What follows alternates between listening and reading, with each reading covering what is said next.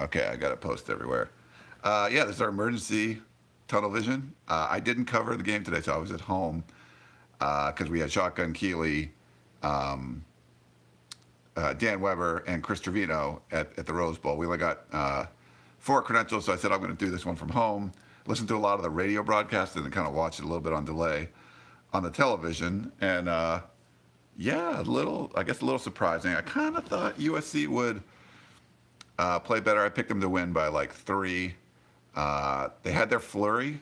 The USC gets that flurry that they, let me pull out some stats, that they do well on. They usually get like a quarter or so. So there was actually a couple of big special teams plays that really kind of made everything work there. Blocking the punt, the fake punt. Things were not looking good early for USC, down 14-3. Then they kind of turned things around. Oh yeah, I'm not shaving. No, I wasn't working. I'm just kind of hanging out. I helped my buddy move a whole lot of Christmas trees yesterday. They're working on a Christmas tree lot, so I worked on that yesterday. So I was doing the manual labor thing a lot of yesterday. So today I've just been chilling on the couch and I haven't been doing much. But thanks for all the comments and everything. Yeah, this is, obviously worst case scenario for USC. I think looking at the season, you didn't want to lose to Chip Kelly because UCLA went out and hired a big name coach, and you thought it would at least take a little while for the balance of power to shift. This is the first time USC has lost to a team with 8 losses since 1960, and UCLA was 2-8 coming into this game. Now USC being 5-6, of course. They're going to have to beat an undefeated 11-0 Notre Dame team that went on the road or went to a neutral site this week and just absolutely pounded a top 15 Syracuse squad. So, doesn't mean USC can't win at home, but you're going to have to knock Notre Dame out of the college football playoff to make it to a bowl game like the Las Vegas Bowl. That's kind of where we are right now. So, it's pretty dire. And I tweeted out, I've not said you should fire Clay Helton all year. I've been critical of what the staff has been doing and all of that. I've been very critical, but I've kind of stopped short of saying he should be fired. I just tweeted that out, that he should not be coming back to coach USC. As nice of a guy as he is, as much as I like him personally, this is just too much of a debacle. This team is far, far, far too talented. There's 5-star dudes all over the place. To have 6 losses going to be 7. There's no way. And you see it in the fan base. We're seeing it on the Peristyle if you're on USCfootball.com. See it on my Twitter feed. I mean, the fans really have, abandoned this coaching staff. And you can't blame them, you know. It's hard to defend what this team is doing. And there's been a lot of decisions that were made that either were, too little too late, like getting rid of Neil Callaway and taking over play calling, things like that, or just wrong decisions, personnel decisions. I mean, you lose John Houston today, who a lot of USC fans out there, all you guys, have been critical of John Houston. He's made some really big plays. He goes out, and instead of putting in your 5-star linebacker that they absolutely love, Palier Naoteote, and maybe he's a little out of place, or you move Cameron Smith over to play the will. You bring in Ruben Peters, who's a former walk-on fullback, and he had some struggles in the game. Obviously, there's been a lot of talk about the center position. 2 false starts on 1 drive for him. I need to go back and look and see what kind of how the snaps were. I mean, there was 1 bad snap that was actually just called a penalty. He snapped it when no one else was ready. I need to look. I've seen some people tweet that there was other bad snaps, but I need to go watch and kind of make sure and see what happened on that. It didn't seem like there were, like, obviously nothing as horrible as that, but for a defense that I've been defending quite a bit, to give up that kind of yardage to Joshua Kelly, 40 carries for 289 yards, 2 touchdowns, 61-yard run he had. That's the most since 2012. Another Chip Kelly team against Oregon that USC gave up to a single running back. Like I said, the first time USC's lost to an 8-loss team since 1960. There's just too many firsts, and it's hard to say, okay, well, this is a team that won the Rose Bowl 2 years ago and won the Pac-12 last year. You watch with your eyes. Even last year, you saw what they were doing against the powerful teams. This is not a very good Pac-12 right now. I'm watching Oregon State and Washington right now on my tablet over there. I think Utah's playing better. Colorado's not that good. I mean, there's just a lot of mediocre teams, and you can't put everything on. Hey, we won the Pac-12 South, or we're in control of our own destiny. It's like that just doesn't mean that much. You have to be nationally relevant with as talented as this team is, and they're not right now. They're not nationally relevant. So. It just looks like they're very far away. They don't seem like they're getting any closer. I'm getting a lot of comments about which coaches to bring in. So let's see. Let's take a look. Will that happen? I said on the last Tunnel Vision, we'll have a regular Tunnel Vision. This is like a really ghetto Tunnel Vision on my phone in my living room.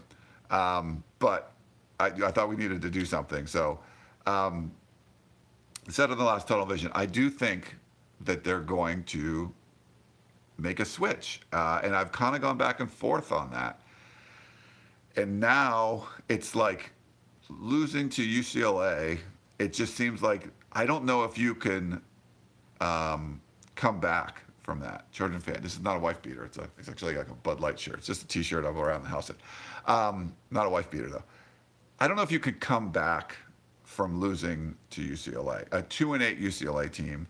This is not a good football team. You could see the mistakes that the Bruins were making, and we saw similar ones. The bad special teams play a couple weeks ago against Colorado. It's not a team that is well put together, and USC is more talented than them, in a much better place than them. It was a dead Rose Bowl. The smallest Rose Bowl crowd, I think, since 1950, since UCLA started playing their home games there for a USC-UCLA game, 57,000 or so. There was, if you listen to the radio broadcast, Pete Arbogast said it's the quietest he's seen the Rose Bowl in all his years of covering this game as far as a USC or UCLA game. There's just so many lows for this one. And for UCLA, it's okay because you went out and hired the guy that everybody wanted. You got Chip Kelly, right? So you can take some growing pains for this year, and you want the team to turn around. He cleaned house, and they're moving on. Now you wouldn't expect to only win 3 games. Maybe they'll beat Stanford next weekend and win 4, but they got a big win over USC. That's always important for any UCLA coach, and they seem to at least be going in the right direction once he gets his guys in there. USC, the 3rd year of your head coach, you want things to be gelling and coming together, not crashing and burning. And that's what's going on right now. This is a team that's crashing and burning. So what will Lynn Swann, what will the Board of Trustees do? I tweeted, like I said, this is unacceptable. They don't want to make a move. Lynn Swann would rather not be told what to do by the fans. And that's what he's been told what to do throughout this year. You got to get rid of him. You got to get rid of him. You got to get rid of him. All that stuff. I know he doesn't want to be told that. He wants to be the guy that's making the calls, making the shot. But I think this now ties their hands. The Board of Trustees, Lynn Swann, I mean, you have an interim president, and how much Wanda Austin's going to be involved. It's hard to say. I mean, they're not going to have a permanent president anytime soon. So what can they do? I think their backs are against the wall. That all of you out there and any of us in the media, if we say this isn't going in the right direction, I don't think he cares. I don't think Lynn Swann cares if former players come to him. And I've been told former players went to him, expressed displeasure, and he doesn't care. So here's the thing. What's going to matter is those big boosters that write the checks that are getting the Coliseum renovated right now. So James said boycott. I mean, if you boycott, I don't think they care, unless you happen to be buying one of those $10 or $20 million suites in the Coliseum. I think what this does is activate all of those people.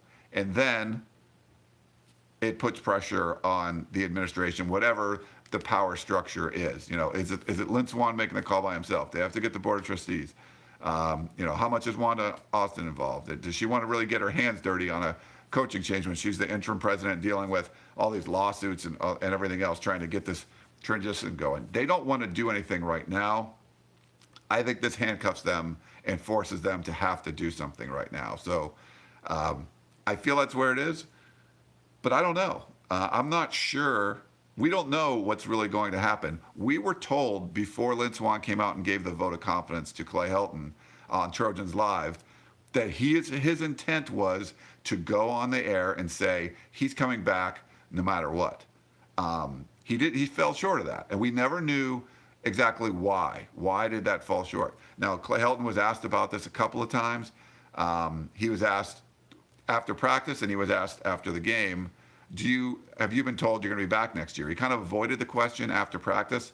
After the game, he said, that's a great question for Lynn Swann. He said Lynn Swann saw him after the game, gave him a hug, hugged his neck, and said, I'll see you on Monday. So, so that's kind of where we stand right now. It's hard to say, what's going to happen. There's a real lack of leadership at USC, and a lot of this comes back down to who are you hiring? Why did you hire another former player as your athletic director? It's for situations like this.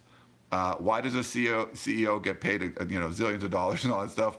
I mean, you have to make really critical, company-changing decisions, and sometimes that's what you're getting paid for. That one change of direction that you turn a company from going to crap to being profitable, whatever it is, that's where you're there. And for an athletic director in major college athletics, it's about the football team and, a lesser extent, the basketball team. So what is going to happen, we don't know. But you didn't really put a powerful person in place. You didn't put an experienced person in place to deal with this. And USC's had to deal with a lot of crap, with Lane Kiffin, with Steve Sarkisian lasting a year and a half, with a couple of interim coaches and questionable resumes, and should you have hired one and not the other? There have been a lot of situations like that at USC lately. So it's all the more reason to put in a competent, experienced head of your athletic department to handle these kind of things.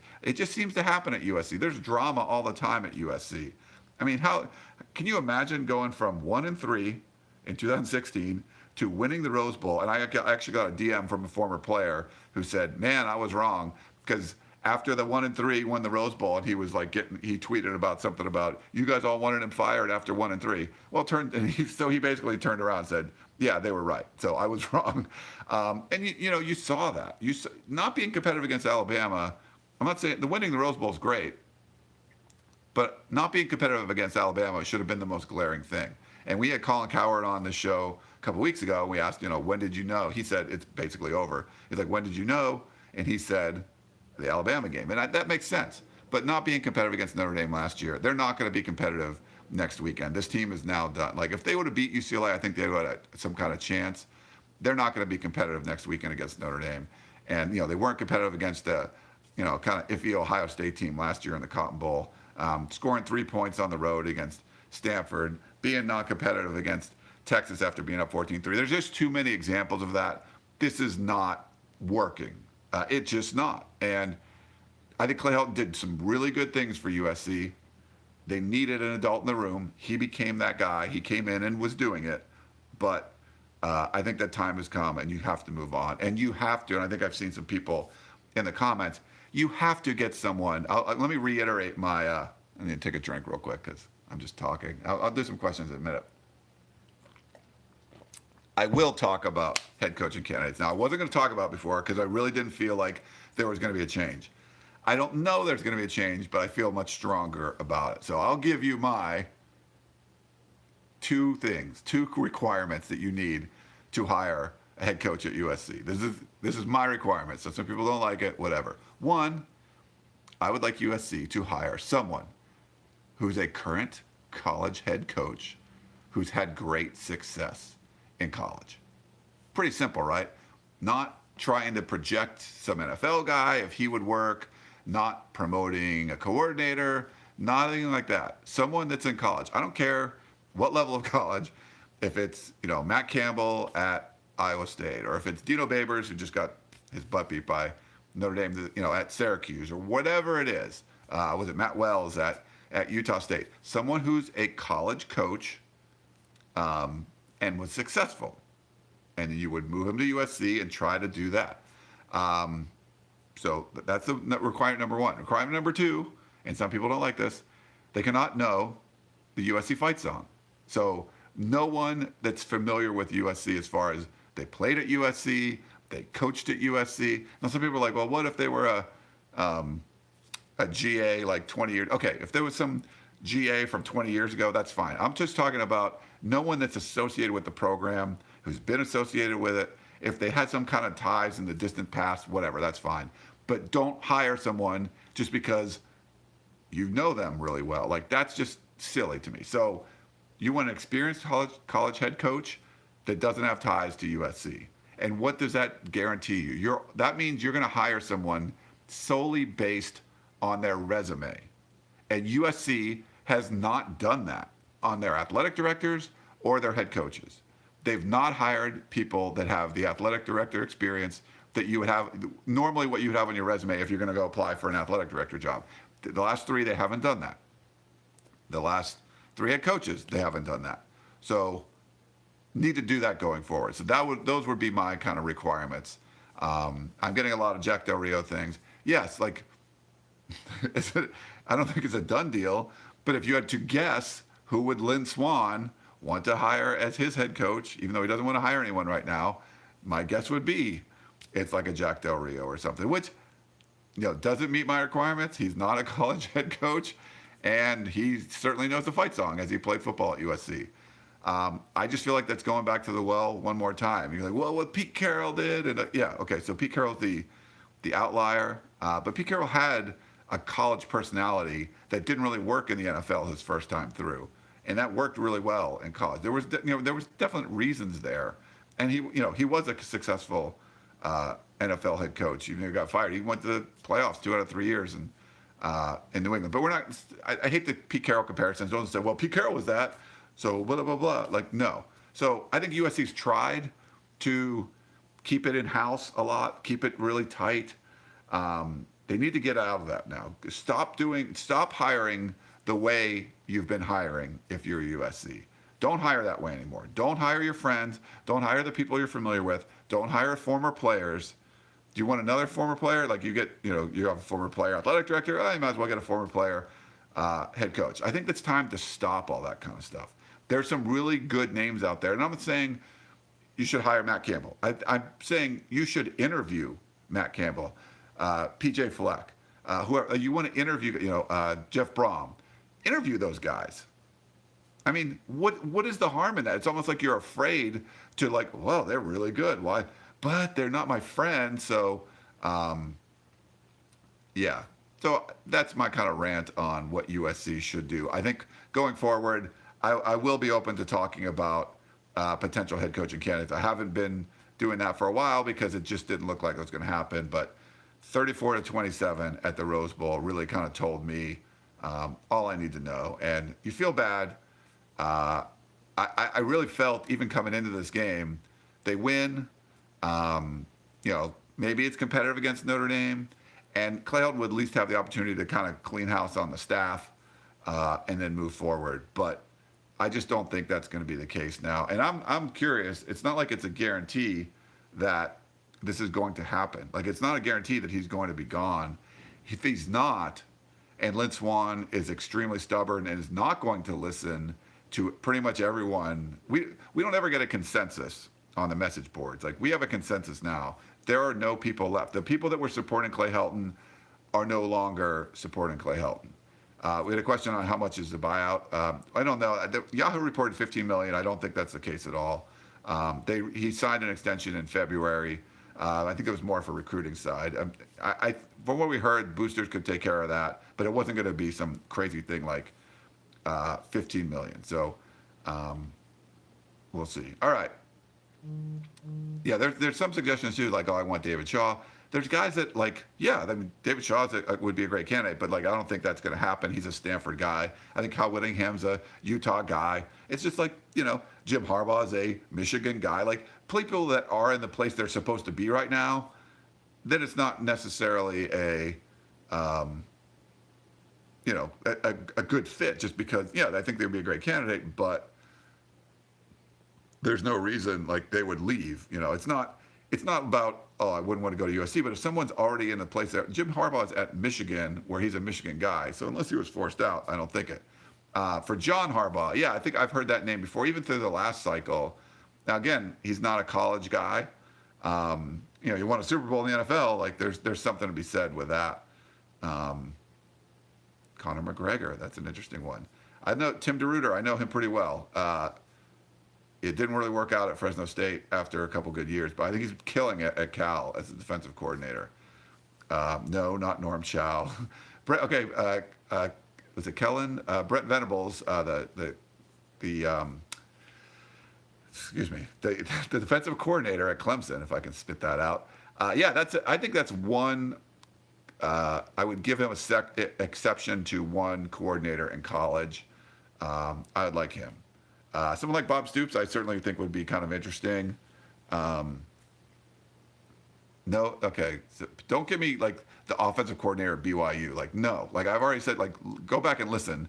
No, Brent Venables I will listen to because he's the defensive coordinator at Clemson and he's been there forever. Like that's the one assistant I listen to. I'm not going to listen to any other assistants. So don't put any other assistants out there. I don't care about that. Hugh Freeze. There's going to be people with baggage like that you just can't get. Like people like, oh, Urban Myers. Like they're not going to do that. People, not me. I would not be the head coach. That would be terrible for me to be the head coach. But I guarantee you I could come in and be the athletic director. I could do something like that. I figure it out.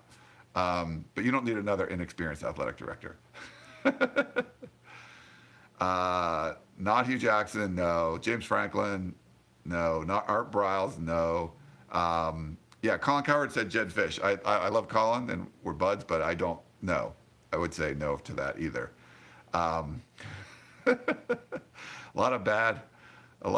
Mike Sanford, isn't he the guy that's about to get run out from Western Kentucky? Tedford's come up a few times. I think he's happy, like at Fresno. Like I don't know if he wants to get back to Pac-12. He coached Cal for a while. I love like a guy like Dino Babers or something. Pete Carroll's name's come up a bunch of times. I think he kind of burned a few bridges on his way out. That would be interesting, but he's an older guy now too. Like he'd only be around for a few years, so probably not something like that. Les Miles, I don't think so. It looks like he's going to be the head coach at Kansas. Mike Holmgren, like another like NFL guy. USC people love the NFL guys. So the appeal for a lot of recruits to go to USC is because they go to the NFL, and USC's put the most people in the NFL, which makes sense, But that doesn't mean you need an NFL coach to coach them. You can get a college coach. The college game is just different to me. I just want to see USC have a college coach. Like Joe, or my buddy Joe. Hey, what's up, Joe? Chris Peterson. USC had a chance to get him before and didn't really want to give him everything he wanted. Holy crap, we have over 600 people on this thing. They didn't want to give him anything they wanted. Thanks for watching, everybody. They didn't want to do that for Chris Peterson. Now he's at Washington. He's set there. Like, I don't think that's going to change. I think they could have got him from Boise State, but not now. There's just like Bill Belichick. Okay, there's a good one. I'd make an exception for Bill. I'd also make an exception for Charles Barkley because he's freaking awesome. Like a guy like Mike Leach, coordinating Dino Babers or Matt Campbell. Yeah, those are two great names. I like that kind of stuff. Not Kendall Briles. You can't get the offensive coordinator on there. He's running a great offense, but you can't do those things. So there's a lot of horrible ideas, and I don't get it with a lot of USC fans where they're looking for. This was my thing last time. Why are you looking for a diamond in the rough? Like you're trying to find this out of the way coordinator that no one's ever heard of. You're like, but he would be great. Project him to be coming at USC. It's like that's the mentality that you have to avoid. When you're USC, you need to go get the Chip Kelly. Go get the guy that everyone. There's going to be a dude that everybody wants in every recruiting cycle, every coaching recruiting cycle. Chip Kelly could have went to Florida. He could have went to different SEC schools, and he ended up coming to UCLA. That's great. UCLA got a big booster, Wasserman involved, and they brought in the big fish. USC hasn't done that, so just go do that. And maybe it fails. Who knows? But try to do something like that. You don't need a diamond in the rough.